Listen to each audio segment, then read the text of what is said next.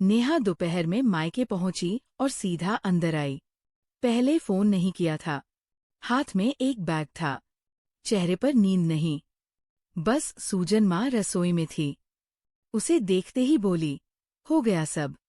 नेहा ने बैग नीचे रखा।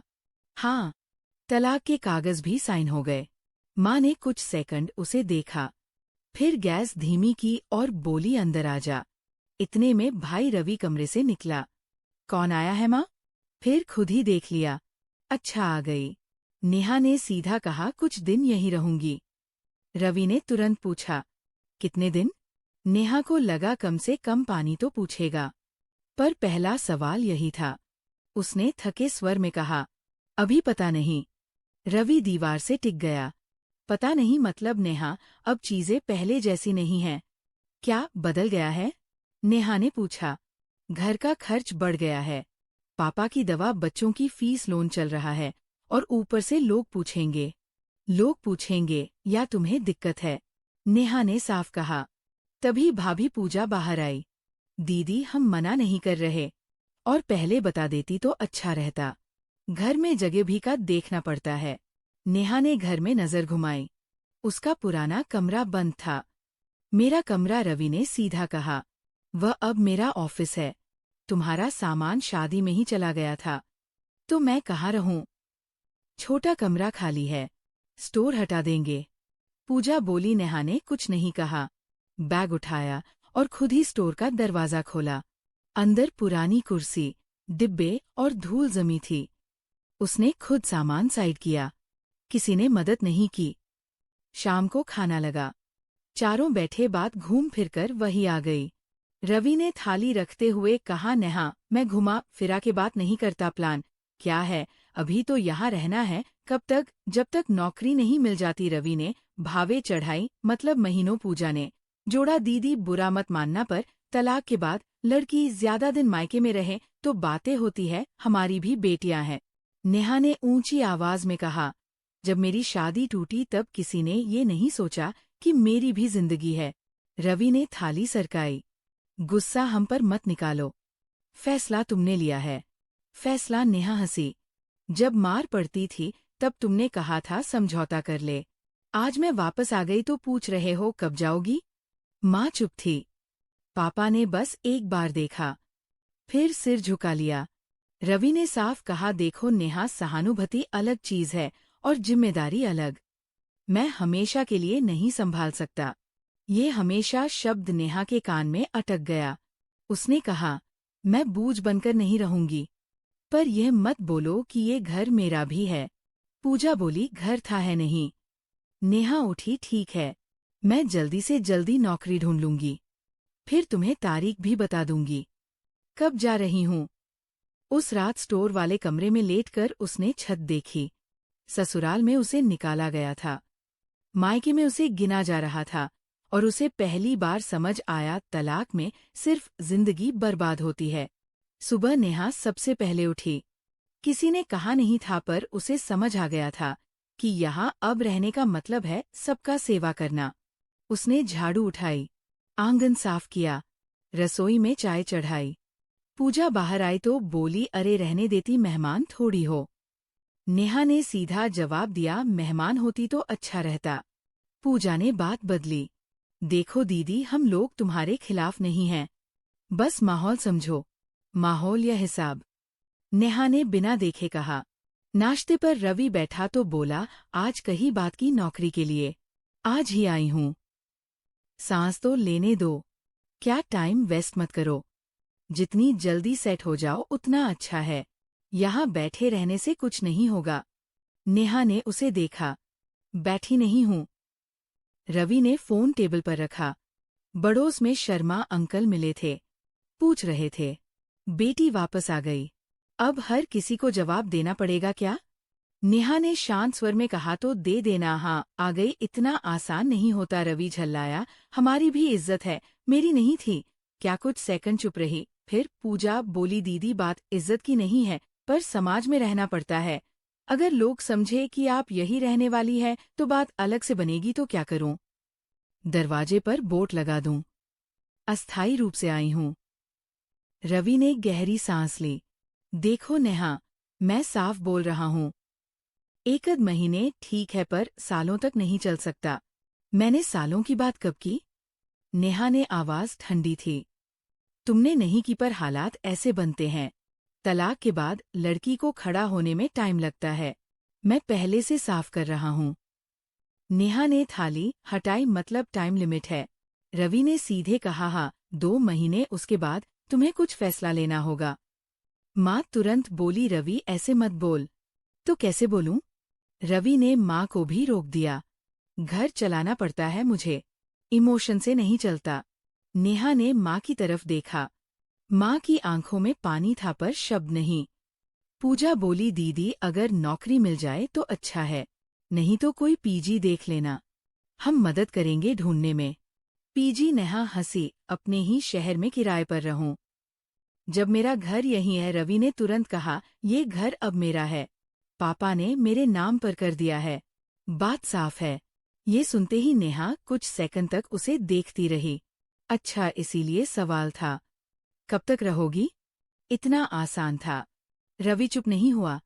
तुम गलत समझ रही हो। मैं तुम्हें निकाल नहीं रहा घर से, बस व्यवस्था बता रहा हूँ। नेहा खड़ी हो गई। निकालना ऐसे ही होता है। रवि धीरे धीरे शब्दों से। पूजा ने तीखे स्वर में कहा, तो क्या करें? ताली बजाएं कि आप तलाक ले वापस आ गई। हमारी भी जिम्मेदारियां है। नेहा ने सीधा जवाब दिया, मैं तुमसे सहानुभूति नहीं मांग रही, बस जगह मांगी थी। रवि ने आखिरी बात कही, जगह दी है पर हमेशा की नहीं। उस दिन नेहा घर से बाहर निकली। पहली बार उसे लगा कि नौकरी जरूरत नहीं, मजबूरी है। शाम को लौटी तो पूजा फोन पर किसी से कह रही थी, हाथ दीदी आ गई है, देखते हैं कब तक रहेंगे। आजकल की लड़कियां एडजस्ट नहीं करती। नेहा दरवाजा पर खड़ी सब सुन रही थी। अंदर आई, सीधा बोली, भाभी एडजस्ट मैंने बहुत किया है, अब बस रहना है और जल्दी जाना है। पूजा चुप हो गई। रात को रवि कमरे में आया। देखो नेहा, पर्सनल मत लो, मैं बस साफ रहना चाहता हूँ। नेहा ने कहा, साफ हो गया। 2 महीने हैं मेरे पास, उसके बाद मैं खुद चली जाऊंगी। तुम निश्चिंत रहो। रवि ने सिर हिलाया। बस यही चाहता था। नेहा ने सोचा, तलाक का दर्द एक तरफ था, पर यहाँ समय की गिनती ज्यादा चुभ रही थी। अब उसके पास रोने का वक्त नहीं था। सिर्फ 2 महीने थे और खुद को साबित करना था। 10 दिन हो गए थे।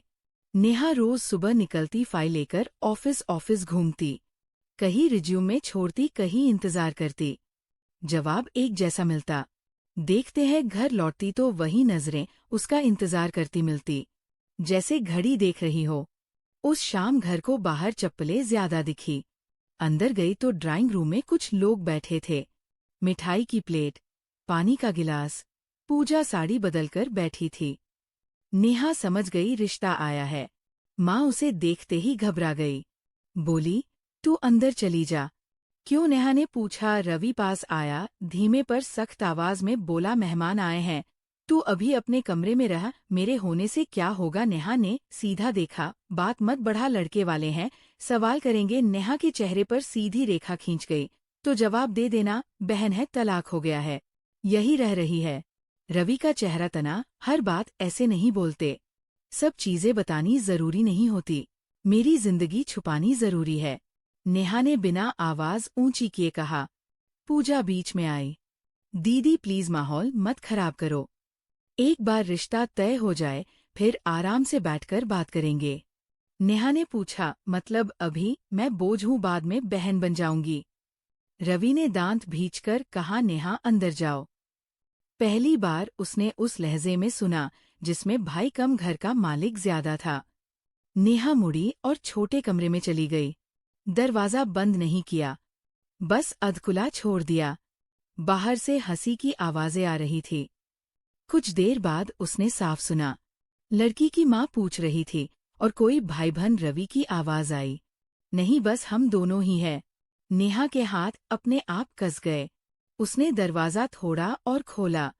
लड़के की माँ फिर बोली, आजकल तो लड़कियों की बहनें साथ रहती हैं तो दिक्कत हो जाती है, घर छोटा पड़ जाता है। रवि ने हल्की हंसी में कहा, नहीं ऐसी कोई बात नहीं है हमारे यहाँ। बस इतना सुनना काफी था। नेहा बाहर आ गई। सबकी नजर उस पर टिक गई। कुछ सेकंड के लिए पूरा कमरा चुप। रवि खड़ा हो गया। तू अंदर क्यों आई? नेहा ने सीधा लड़के वालों की तरफ देखा। नमस्ते, मैं इनकी बहन हूँ। तलाक हो चुका है मेरा, अभी यहीं रह रही हूँ। माँ का चेहरा उतर गया। पूजा ने आंखों से इशारा किया। चुप रहो। लड़की की माँ ने हल्की सी मुस्कान बनाई। अच्छा अच्छा, नेहा ने बिना मुस्कुराए कहा। बस सोचा झूठ ना रहे। हवा में रवि ने उसका हाथ पकड़कर किनारे किया। बहुत हो गया नेहा। मेहमान कुछ ही मिनट में उठ गए जाते जाते। औपचारिक मुस्कान पर आंखों में साफ झिझक थी। दरवाजा बंद होते ही रवि फट पड़ा। तुम्हें समझ नहीं आता, हर बात बोलनी जरूरी थी। नेहा शांत खड़ी रही। झूठ जरूरी था। पूजा बोली, रिश्ता टूट गया तो जिम्मेदार कौन होगा? अगर मेरी मौजूदगी से रिश्ता टूटता है तो वैसे भी टिकता नहीं। नेहा ने सीधा जवाब दिया। रवि ने ऊंची आवाज में कहा, तुम्हें अपनी लड़ाई लड़नी है तो अलग रहो। मेरे घर में आकर मेरी जिंदगी मत बिगाड़ो। ये शब्द साफ थे, मेरे घर में। नेहा ने धीरे से कहा, ठीक है, 2 महीने नहीं लगेंगे, जितनी जल्दी हो सके मैं चली जाऊंगी। माँ रो पड़ी। बात को इतना मत बढ़ाओ। नेहा ने माँ की तरफ देखा। मैं नहीं बढ़ा रही, मैं बस चुप नहीं रही। रात को कमरे में लौटकर उसने बैग निकाला। पहली बार उसने सच में सोचा पीजी देखना पड़ेगा। सुबह उसने एक कॉल किया। इंटरव्यू के लिए बुलाया गया था। उसे समझ आ गया था कि इस घर में रहने की बस इजाजत है, जगह नहीं। अब फैसला उसका होगा जाने का। लेकिन अपने पैरों पर इंटरव्यू वाले दिन नेहा सुबह बिना किसी को बताए, बिना कुछ कहे निकल गई। दोपहर में कॉल आया। नौकरी मिल गई थी। सैलरी बड़ी नहीं थी पर अपने पैरों पर खड़े होने लायक थी। उसने वहीं बैठकर पास के एक छोटे से पीजी का एड्रेस भी नोट कर लिया। शाम को घर लौटी तो रवि सोफे पर था।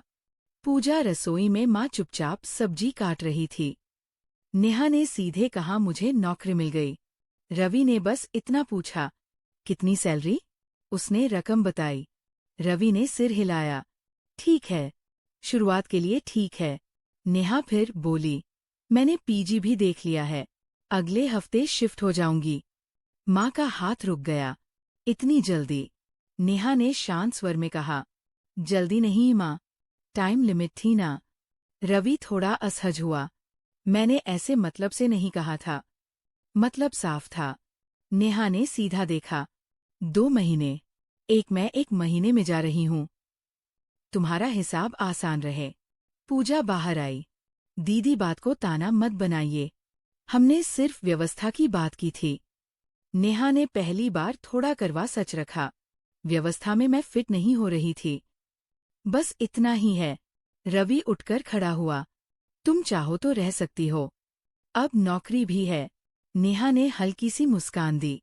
रह सकती हूँ, लेकिन अपनापन किराए पर नहीं मिलता। रवि कुछ सेकंड कोई कुछ नहीं बोला। नेहा अपने कमरे में गई, बैग निकाला।